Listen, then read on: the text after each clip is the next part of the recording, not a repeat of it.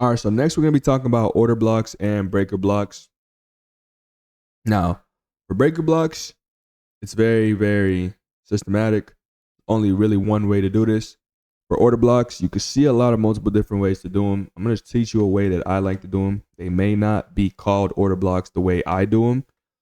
I'm pretty sure they are, but they might not be. If they're not, then this is going to be a new block. Okay, we're going to call it the Vic block, or whatever we want to call it, right? But long story short, let's just start drawing these out. Okay, so how do order blocks form? They form when price goes ahead and takes out an area of liquidity. Okay, like I said, liquidity lies at every single high and low, and every single green and a red candle is a high. So boom, this is what getting taken out right there, right? So we've taken out liquidity right there. Then price then proceeds to break structure right after that, right? This is a low. Like I said, every single down and an up is a low. So we took a high, a up and a down, we took it out. Then a down and an up, we came down and displaced through it. Preferably we want a fair value gap right here, but that's more of so how we take trades than actually identifying what a block is.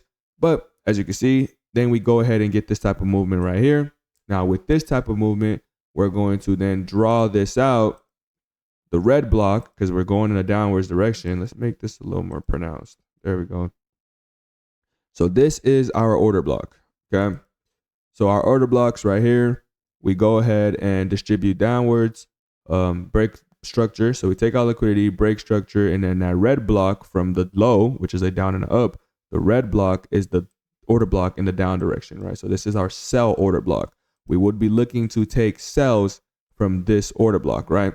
But as you can see, obviously, this does not work out right here, right? It's a loss, and this is why we do confluence trading, like I keep saying, right? As you can see, all we have right here is a block. We don't have a fair value gap. We don't know our direction of price. We don't know where liquidity is laying, right? We don't know where we're actually supposed to be trading into. We just found a random order block, and we're trying to take a trade from it, or a breaker block, okay? We just found a random breaker block trying to take a trade from it. That's not how it works, okay? And obviously, I could have shown you one that works first, but it's more important to understand what not to do in trading, okay? So now let's look for examples of ones that do work, okay? And this is a perfect one right here. And when you do your own testing, you go through the chart, you see that this happens a lot. So this isn't some random nitpick, right? You can go through it and you will find this happening in the markets. So up and down, green and red, price gets taken out, right? Sweep of our liquidity, run of our liquidity, whatever you want to call it. Down and up, we break structure with this candle closing through it. It just so happens that this down and up, the lowest candle of it is the red one. And we know that our sell breaker blocks are what? The red candle, right? So we take out this red candle right here. And look at that. We have a breaker block. But not only do we have a breaker block, this also pairs with what? A fair value gap. So now we have liquidity getting swept, price breaking structure, a breaker block forming, a fair value gap forming. Perfect reasons to take a trade right here. Understanding that this is the liquidity point at the bottom right there, right? Or just a 1 to 2, whatever you're currently doing. But obviously I do 1 to 1.5s, but I'll get into that when it comes to how to actually take a trade like me. But when it comes to taking a valid trade, this is valid, right?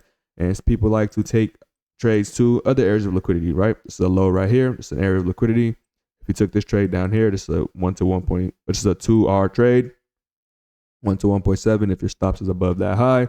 But we'll get to stops and TP placements and how I do things, right? You don't have to do how I do it, but how I do it is what's back tested for me. And that's how I, am able to succeed while trading. So that's what I do.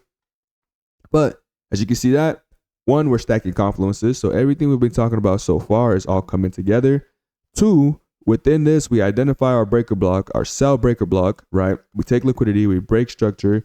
This is our sell breaker block, stacking within our fair value gap. All these confluences coming together. And now guess what? We're able to take action and take a trade right there, right?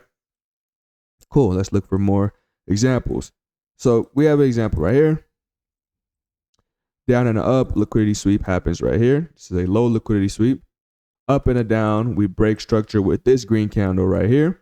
Okay, cool. And it also so happens to be that the highest point candle is the green candle. And obviously, if we're going to look for a bullish breaker block, that would exist within the green candle and not the red candle, right? So this is our breaker block. Now let's look for more confluences, right? Because we need more reasons to take our trade. We have a gap right here. We have a gap right here, right?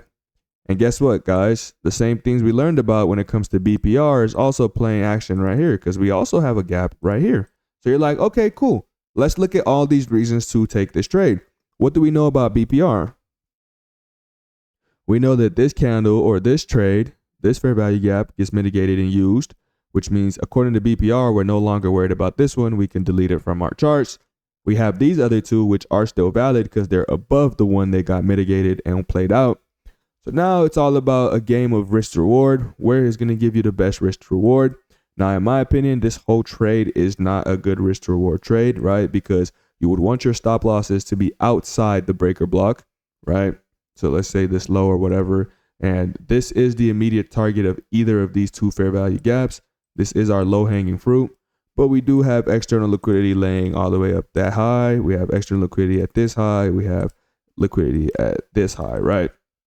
So it just goes about how you end up deciding to take your trades. But from what I do, the way I see it, this isn't a valid trade for me.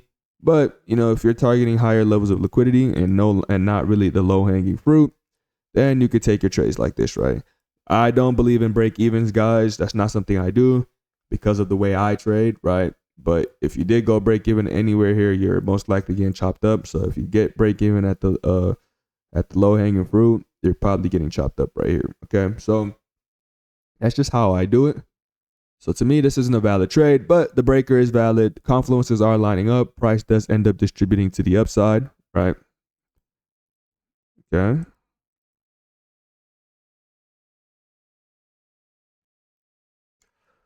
What else do we have to look at? More examples. So we need more examples.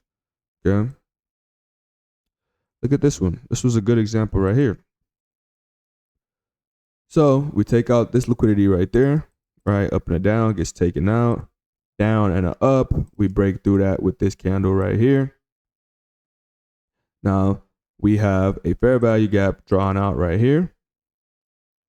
This is our liquidity for this fair value gap right down there. Our breaker block will be what? This is a sell situation. So the red candle of the low. And look at that. Sweep of liquidity, breaker structure with this down and a up getting closed through with this candle. Breaker block forming. And breaker blocks only form after that low gets closed through. Okay.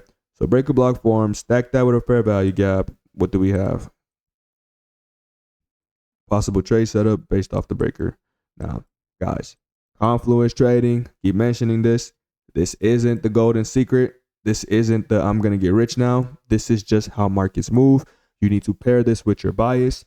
You need to pair this with liquidity. You need to pair this with directions. We'll get to that as well on how to do it and how to do it right. But you need to pair all of this, right? With everything we've been learning so far. Like that one trade example I showed you. We got our direction based off of London session low getting swept on YM. We had areas of liquidity. We had an SMT. We had all these confluences on the lower time frame, right? After getting our direction on the higher time frame, because that's how we do it. Get direction from higher time frame, execute on the lower time frames, right? But this works everywhere. Like I keep saying, price is fractional, right?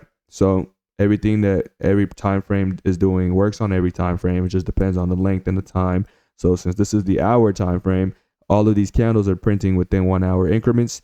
So obviously you get into this trade right here. It took around an hour, maybe two for this to hit compared to that 1 minute trade that I showed you. The one I showed you live that I took, which only took a minute, right? It just depends on what type of trading and what style of trading you want to do.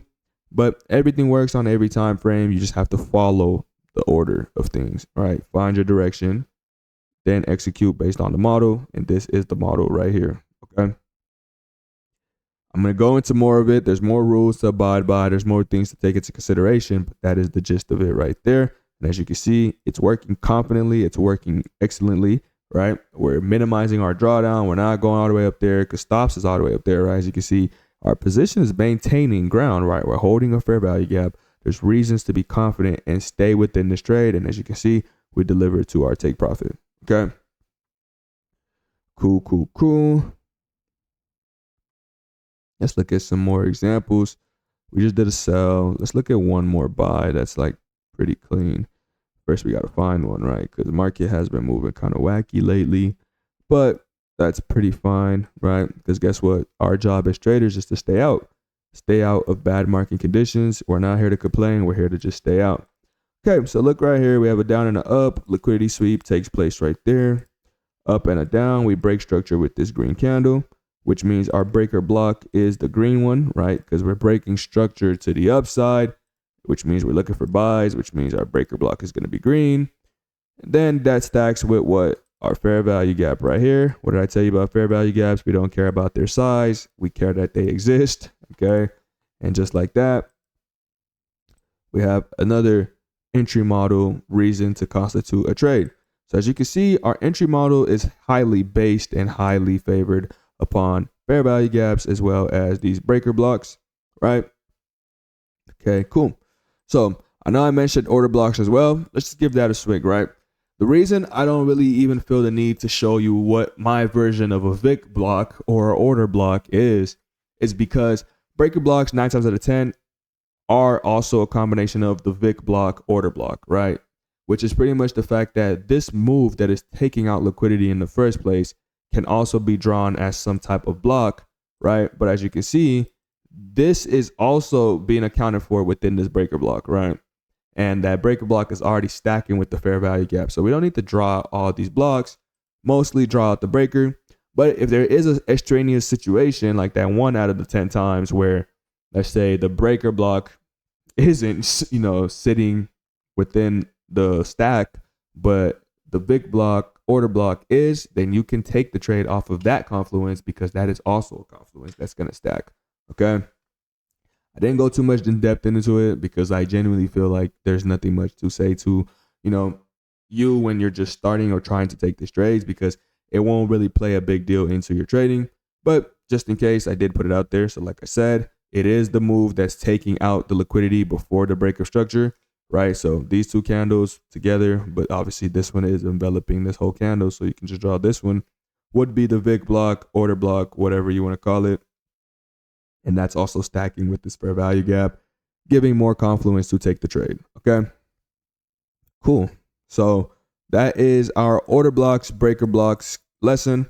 Next, we're going to start looking at order flow for taking entries, which we're already kind of doing, right? We've already seen one of our entry styles, one of our entry models, right? A stack of a breaker block with a fair value gap.